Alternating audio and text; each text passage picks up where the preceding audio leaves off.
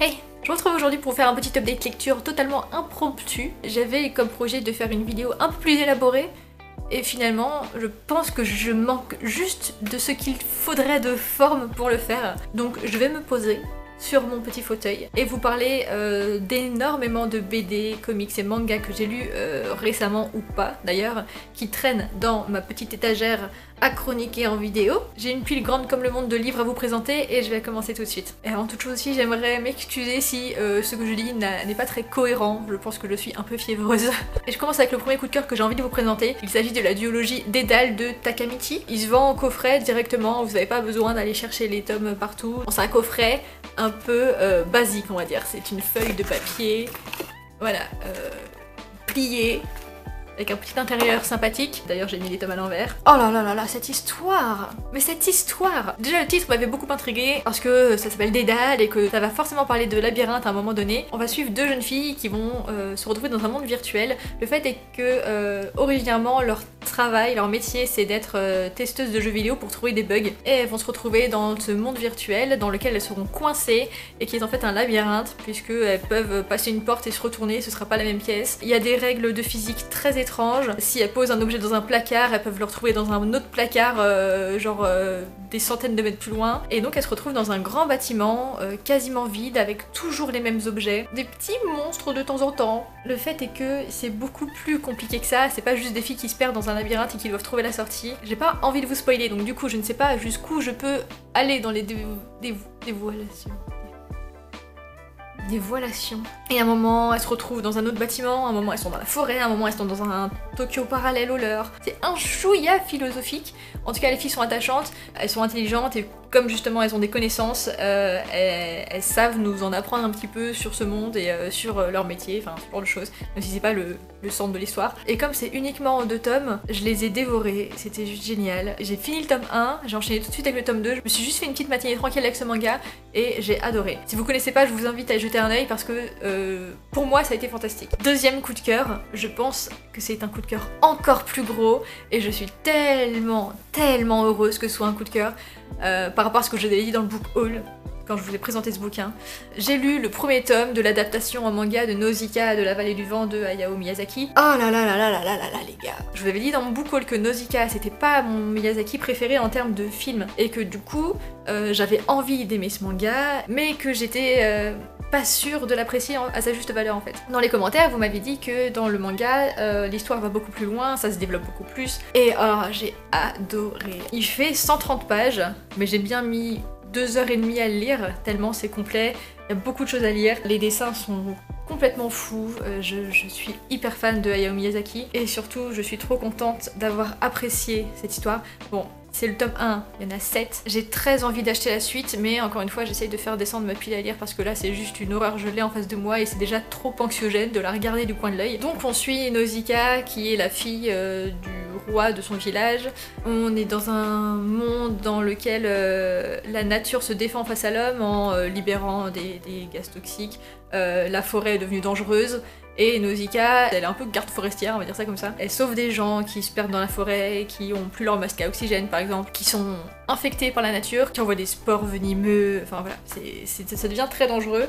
Elle croise un zeppelin qui est attaqué, qui s'écrase et en fait c'est des gens qui ont quitté leur village parce qu'ils se faisaient attaquer par une autre nation. Il y a la princesse de ce village qui donne une pierre à Nausicaa, qui lui dit donne-la à mon frère quand tu le verras. Et cette pierre est hyper importante et je ne vous dirai pas pourquoi parce que ça vous teasera un petit peu. Nausicaa, ce qui est cool c'est qu'elle est trop forte et en plus elle peut entendre les animaux parler et voilà. Comme prévu, comme dans le film, c'est une ode à la nature, une critique aussi de notre société contemporaine je dirais, une critique des pays industriels qui détruisent la nature tous les jours et je pense que c'est d'autant plus d'actualité aujourd'hui, je pense que c'est plutôt intemporel et c'était passionnant. Alors par contre je le recommande surtout pour des adultes parce que si le film peut se voir à tout âge, je pense que le manga est plus compliqué et que du coup il faut un peu plus se poser et réfléchir pendant la lecture. Enfin, adulte, je veux dire, pas quand on a 9-10 ans quoi, plus à partir de l'adolescence ça peut être intéressant. Mais voilà, c'est génial, c'est trop beau, c'est magnifique, en plus c'est une magnifique couleur. Je veux le tome 2.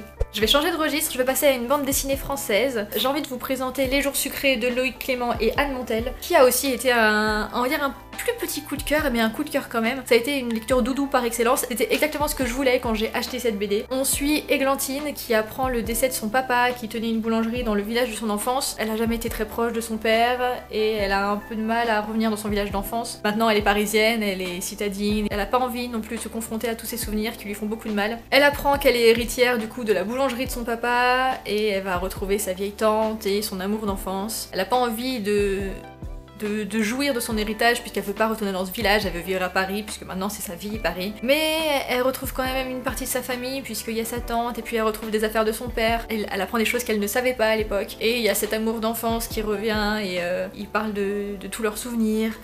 Cette bande dessinée est la personnification même du plaid doux que tu poses sur tes genoux. Cette BD est un plaid et c'est une BD qui rend heureux et c'est une BD que je vous conseille énormément si c'est ce dont vous avez besoin en ce moment, si vous avez un besoin un peu de doudou. Vous pourrez peut-être même verser quelques larmes si vous êtes un petit peu sensible.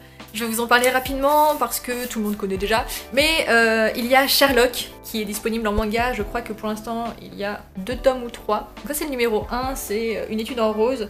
Donc vous avez Bénédicte qui est là et Martin qui est là. Et ça reprend exactement l'histoire de la série, donc si vous avez vu l'épisode 1, vous connaissez déjà cette histoire, vous savez comment ça se finit. Mais en tant que grande fan de Sherlock, quand on m'en a parlé, j'ai eu envie de les lire. Donc on retrouve exactement le même esprit que dans la série, c'est les traits des acteurs exactement, donc on les reconnaît très bien. La même histoire, le même humour, tu rigoles aux mêmes endroits, mais pour moi ça a fonctionné. Je conseille aux fans de la série qui n'ont pas revu la série récemment. Moi ça faisait longtemps que j'avais pas vu le premier épisode par exemple. Je trouve que c'est un bon boulot, en plus le manga est grand. C'est un format assez sympathique, puisqu'il n'est pas petit comme un manga qui aurait été petit comme ça.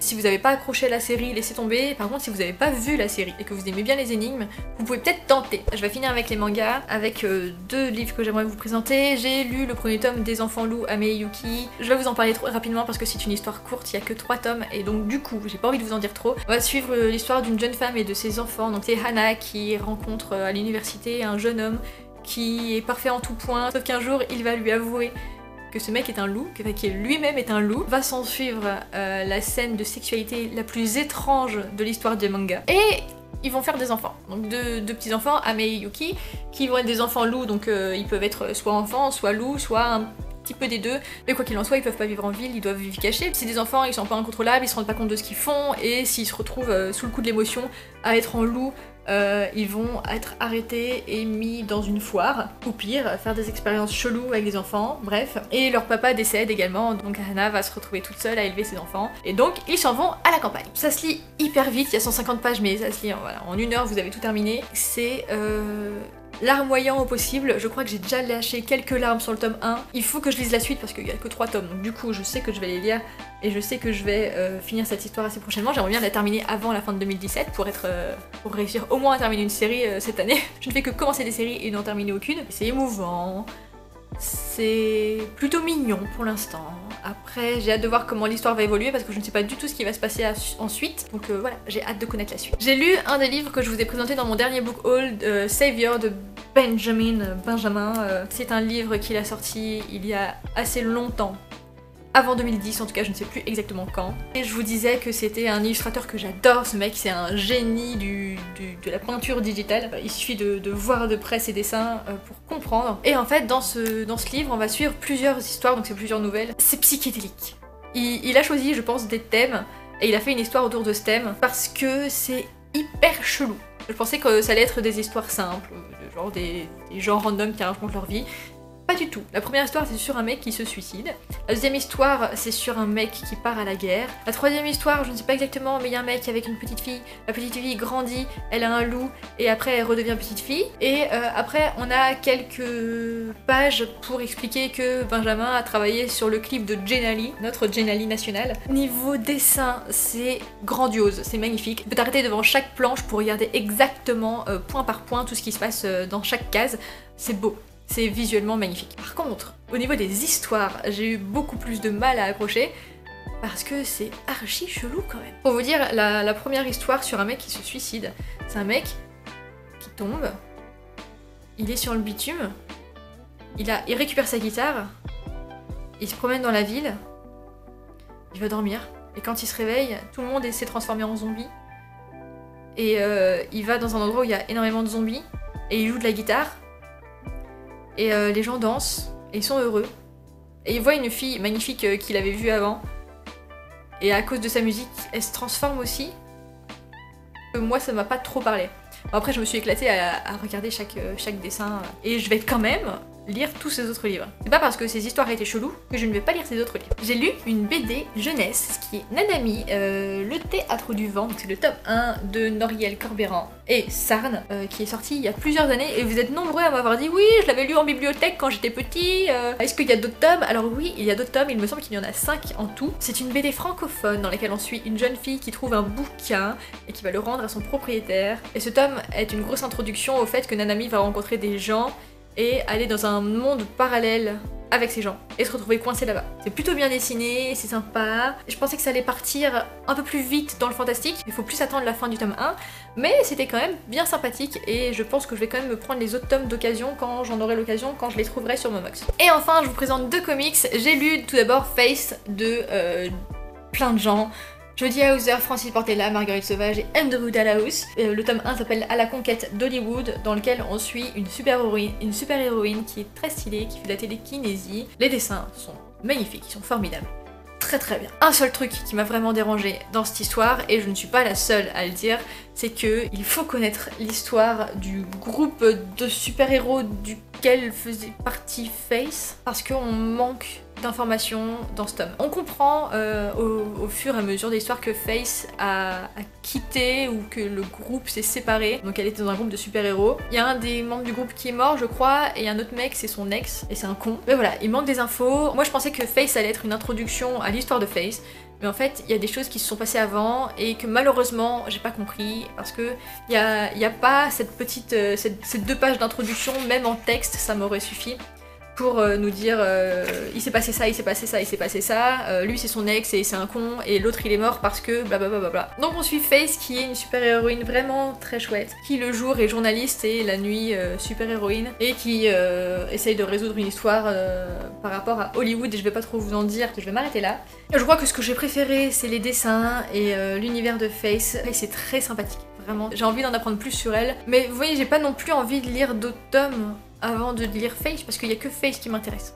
Les autres mecs, je m'en fous. Je vais suivre les publications et on va voir comment ça va se passer. Au pire, je trouverai un résumé sur internet, mais en tout cas, si vous voulez vous lancer dans Face, sachez que il va vous manquer quelque chose et vous aurez un petit sentiment de trahison. Et je me sens flouée, je me sens trahie et très désappointée.